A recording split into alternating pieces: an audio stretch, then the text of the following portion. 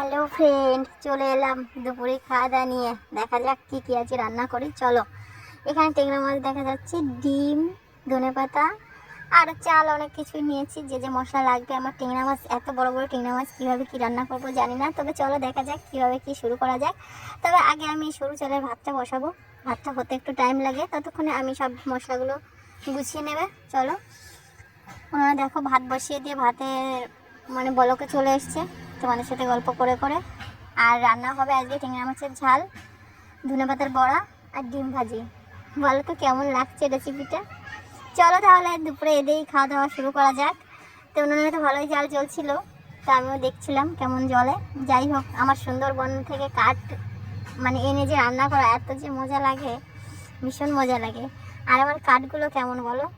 ভীষণ ভালো, যেহেতু আমি কাঠ কুড়াতে যাই সুন্দরবন থেকে কাঠ আনা আসি, নদী থেকে জল আনা, সেই আর কি, সেভাবেই চলছে। আর এই দেখো কেমন ধোয়া হচ্ছে, মাঝে মাঝে ধোয়াও হয় আবার মাঝে মাঝে ঠিকও হয়ে যায়।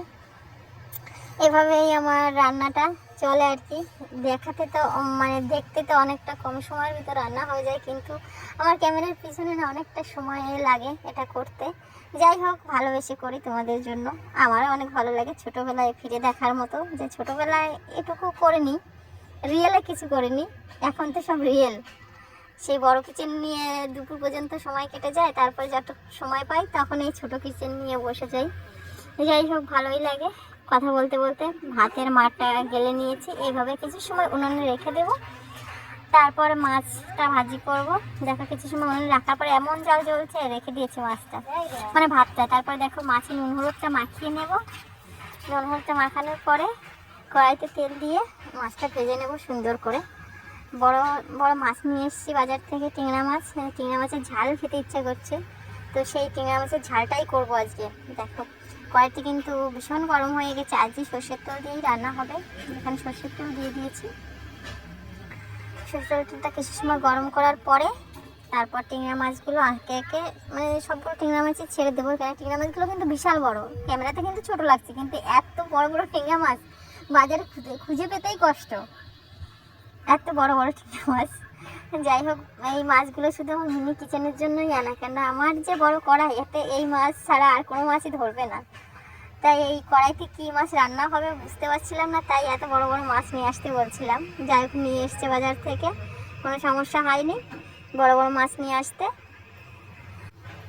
মাছগুলো সুন্দর করে ভাজে নামানোর পরে এই যে কড়াইতে তেল মানে তেল তো ছিল, তারপরে ফোড়ন দিয়ে দিয়েছি, তেজপাতা, জিরে, যা যা ফোড়নে দেয় দিয়ে তারপর টমেটোগুলো ছেড়ে দিয়েছি। এবার আমি কিছু মশলা বেটে রেখেছিলাম, সেই মশলাটা দিয়ে দিচ্ছি। ট্যাংরা মাছের ঝাল যেহেতু, তার জন্য তো কিছু বাটা মশলা দিতেই হয়, তাই বাটা মশলাটা দিয়ে দিচ্ছি। লবণ, হলুদ এগুলো তো দিয়েই দিলাম। এভাবে আস্তে আস্তে দেখো মশলাটা কিন্তু কষানো হয়ে গেছে, দারুণ লাগছে কিন্তু। এবার আমি মাছগুলো দিয়ে দেবো। মশলা কষানোর পরে মাছগুলো দিয়ে সামান্য একটু জল দিয়ে দেবো ঝোলের জন্য। এই যে ঝোলও দিয়ে দিয়েছি, ঝোলের বলক চলে এসছে। এভাবে কিছু সময় ফোটার পরে ঝোলটা নামানোর একটু আগে আমি ধনেপাতা দিয়ে দিয়েছি। ধনেপাতা দেওয়ার পরে এই যে আমি এখন নামিয়ে নিচ্ছি। হয়ে গেছে আমার ট্যাংরা মাছের ঝাল। এবার হচ্ছে ধনেপাতার বড়া করব। চলো দেখো, এই যে ধনেপাতাটা কুচিয়ে নিয়েছি, আর ভিতরে কিছু চালের গুঁড়ো, লবণ, হলুদ এগুলো দিয়ে মাখিয়ে নিয়ে তারপরে এবার বড়ার জন্য কড়াইটা বসিয়ে দিয়েছি। সামান্য একটু সাদা তেল দেবো, যাতে সর্ষের তেলে করবো না, এখন আমি সাদা তেল দিয়েই করছি। বড়াটা সাদা তেল করলেই অনেকটাই ভালো লাগে। তো দেখো কড়াইতে তেলটা কিন্তু গরম হয়ে গেছে।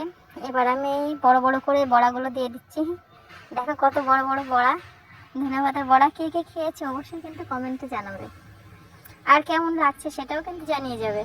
আর এই যে বড় একটা ডিম দেখতে পাচ্ছ না, এটা বড় ডিম না, অনেক ছোট একটা ডিম দেখতে পাচ্ছ। এই ডিমটা আজকে ভাজি করবো আমার বড় কড়াইতে। চলো দেখো, তার জন্য প্যানটা বসিয়ে দিয়েছি। আর ডিমের যে সাদা অংশটা সেটা আমি আলাদা রেখেছি, আর যে অংশটা হলুদ আর কি কুসুম, সেটাও আলাদা রেখেছি। এভাবে কিন্তু আলাদা করেই ভাজবো, মানে দেখতে অনেকটা ভালো লাগবে। তার জন্য দেখো পুরো এক প্যানটা ভরে গেছে কড়াইতে। ডিমটা দিয়েছে মানে কড়াইটা ভরেই গেছে ডিমে। একটু মানে এক পিস হয়নি, 4 পিস ডিম ভাজি হয়েছে। আগে একটু লবণ দিয়ে নিলাম, ডিম ভাজাতে একটু লবণ হলে কিন্তু টেস্টটা অন্যরকম লাগে। এই যে আবার ডিম ভাজা শুরু করে দিয়েছি। এভাবে আমি ডিমগুলো ভেজে নেবো, কেন ছোট ডিম তো ভাজতে একটু সময় লাগে। তো কেমন লাগছে সবাই কিন্তু অবশ্যই কমেন্টে জানাবে। দেখো ডিম ভাজা কিন্তু কমপ্লিট। এভাবে আমি চলছে রান্না। তো যদি ভালো লাগে সবাই চলে এসো দুপুরের খেতে। আর এটা ছিল লাস্ট ডিম, যেটুকু ছিল সব একসঙ্গেই দিয়ে দিয়েছি। এই দেখো ভীষণ ভালো হয়েছে। চলো এবার কী কী রান্না হয়েছে সেগুলো দেখে নিই। ডিমটা তো নামিয়ে নিয়েছি, ভাত, ডিম ভাজি আর ট্যাংরা মাছের ঝাল আর আছে বড়া। চলো এবার প্লেটটা সাজিয়ে নিই। এই যে সরু চালের ভাত রান্না করছি আজকে, পুরো একারি ভাত একটা থালাতে তো ধরেই গেছে। আর যে ভাত হয়েছে যে আজকে দুপুরে পুরো কমপ্লিট হয়ে যাবে, খাওয়া 2 দিন না খেলেও চলবে। আর এই যে বড়া করেছিলাম, বড়াগুলোর সাইজটা দেখো অনেক বড় বড়। আর এই যে ডিম, 4 পিস ডিম ভাজার 2 পিস আমি নিয়ে নিয়েছি।